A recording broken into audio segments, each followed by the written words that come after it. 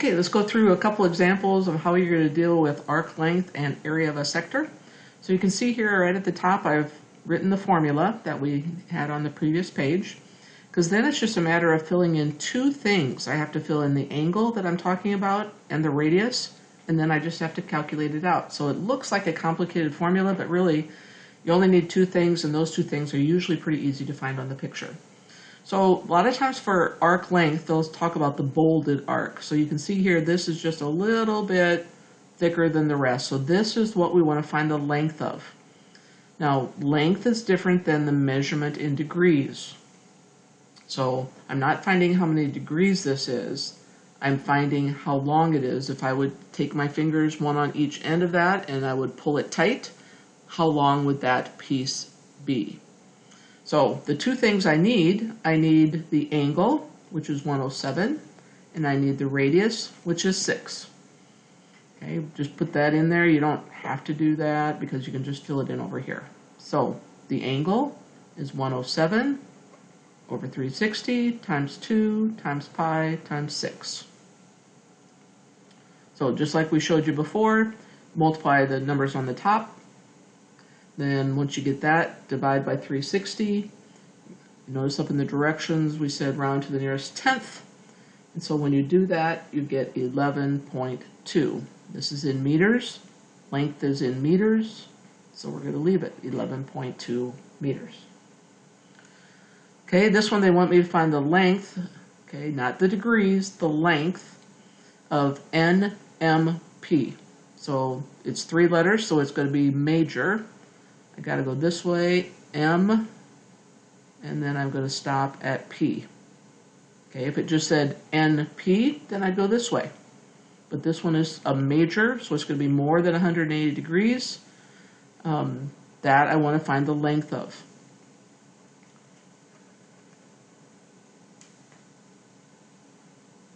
Okay, now there's a couple different ways we can do this. We need the angle, kind of a combination of all the angles that this arc covers. Okay, so I've got 162 from here to here. I see that NR is 8 feet. Okay, so NR is a diameter. I'm sorry, NR is a radius. Okay, that's 8. But I do see a diameter right here, which tells me 180 degrees both ways. So if part of it's 162, when I subtract those, 180 minus 62, I get 18. Same thing goes this way. This is a semicircle also, so this little piece is 18.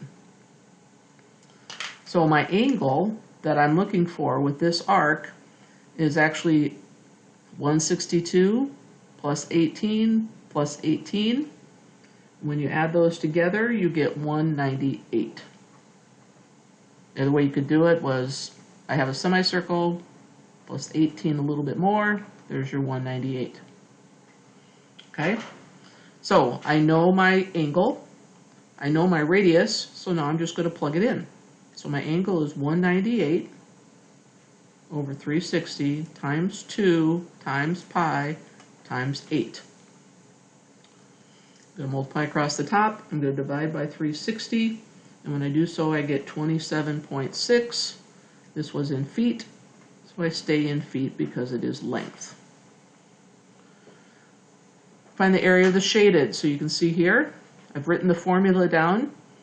Okay, so the one thing I would say on all these, just don't get lazy. A lot of times students just start just like writing these numbers kind of all over, but if you just keep it all right here, I mean, I'm writing out a lot of extra. All you would need to do is fill out the formula, multiply it on your calculator, and write your answer.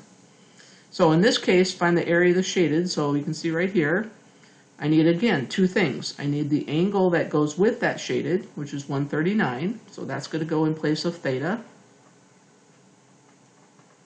And I need to know the radius. So from P to Q, which is a radius, is 22. So 22 squared. Remember, this squared is only on the 22. Okay, so I need to go 22 times 22 times pi times 139. Okay, when I get all that, I divide by 360, and I should get 587.1 square centimeters. Remember, this is area, so our labeling needs to be square.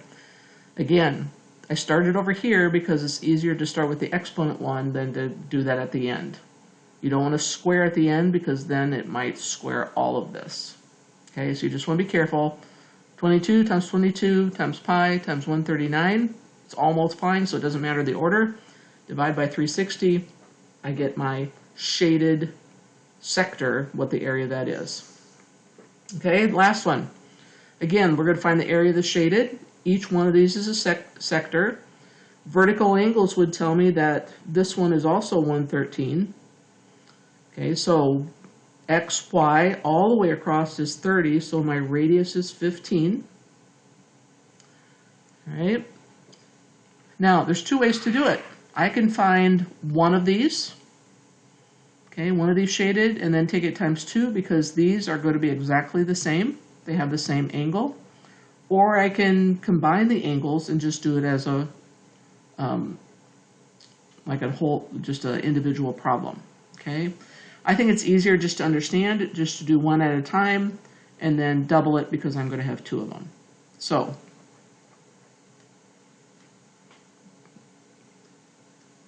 according to the formula, I need the angle, which is 113, times pi, times radius squared.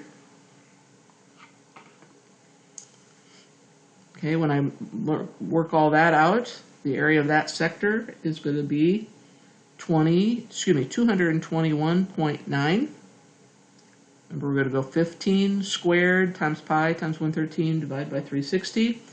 That's just for one sector. I take that times 2 because I have 2 that are exactly the same.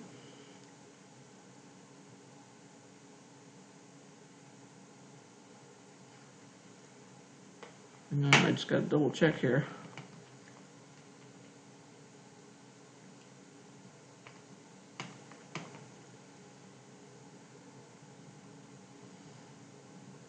Okay, when I multiply that out, I get 443.8.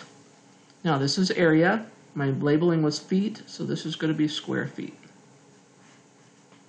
Okay, so don't get lazy. Don't just start slopping stuff around. Try and be very methodical as you go through.